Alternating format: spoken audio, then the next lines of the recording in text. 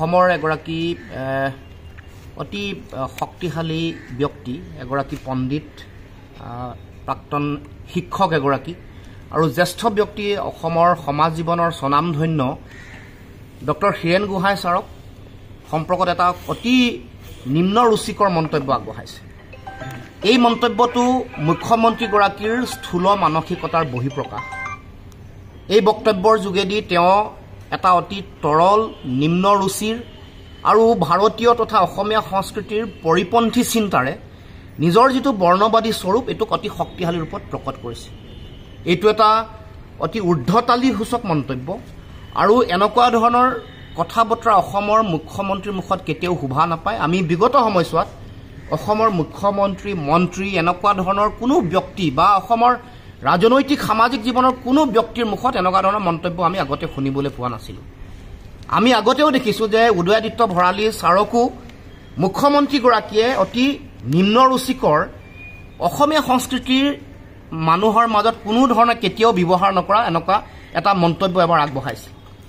এই সমগ্ৰ কথা বতৰাবোৰে আমাৰ অসমৰ মানুহৰ মাজত এটা বিৰূপ প্ৰতিক্ৰিয়া সৃষ্টি কৰিছে। কাৰণ আমি আমাৰ অসমৰ সমাজ জীৱন অতি শৃংখলিত সংস্কৃতিবান ৰুচিপূৰ্ণ এটা ব্যৱস্থাৰ মাজেৰে আমি সকলোৱে জীয়াই আছোঁ। সকলোৱে সেই ধৰণৰ অসমৰ সংস্কৃতি অতি উচ্চ মান বিশিষ্ট সংস্কৃতি। এই যিটো সংস্কৃতি আমদানি কৰিব খুজিছে অসমৰ মুখ্যমন্ত্ৰীয়ে এইটো কোনো কাৰণতে গ্ৰহণীয় নহয়। আমি ইয়াৰ দুৰ্ঘোৰ বিৰোধিতা কৰিছোঁ, আমি নিন্দা জনাইছোঁ আৰু অসমৰ সমাজ জীৱনে অসমৰ জাতীয় সমাজেও ইয়াৰ তীব্ৰ বিৰোধিতা আৰু নিন্দা কৰাটো প্ৰয়োজন আমি আহ্বান জনাইছোঁ। এই গোটেই কাম কাজবোৰ কিয় কৰিব খুজিছে ডক্টৰ হীৰেণ গোহাঁই ছাৰ উদয়াদিত্য ভৰালী ছাৰক এনেকৈ যে বাৰে বাৰে অপমানিত কৰিব খুজিছে? মূল কাৰণটো হ'ল এটা বেয়া সংস্কৃতি আমদানি কৰিব খুজিছে। বিগত সময়ছোৱাত আমি দেখিছোঁ যে প্ৰশাসনিক বিষয়া যিসকলে নিজৰ জীৱনৰ সাধনাৰে অতি কষ্ট শ্ৰম কৰি নিজৰ বুদ্ধি নিজৰ মেধাৰে তেওঁলোকে এগৰাকী প্ৰশাসনিক বিষয়া হয়, কোনোবা উপায়ুক্ত হয়, কোনোবা পুলিচ অধীক্ষক হয়।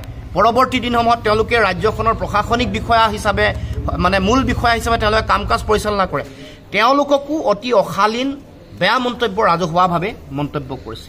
এইটো এটা ভয়াৱহ অসমীয়া সমাজ জীৱনৰ বহিঃপ্ৰকাশ। মানে আগন্তুক দিনসমূহত এই যিটো মুখ্যমন্ত্ৰীয়ে এনেকুৱা কথা কৈছে, জ্যেষ্ঠ মন্ত্ৰীয়ে কৈছে, এই কথাবোৰ উঠি অহা নতুন প্ৰজন্মৰ ছাত্ৰ ছাত্ৰী যুৱক যুৱতীসকলে অনুকৰণ কৰিব। কণ কণ মইনা মইনী যিসকল আছে তেওঁলোকে শিকিব। তাৰমানে এনেকুৱা নিম্ন ৰুচিৰ বেয়া কথা বতৰা অসংস্কৃতিবান কথা বতৰা মানুহে শিকিব। গতিকে এই কথা আমি বিৰোধিতা কৰিছোঁ, গ্ৰহণীয় কোনো কাৰণতে নহয়।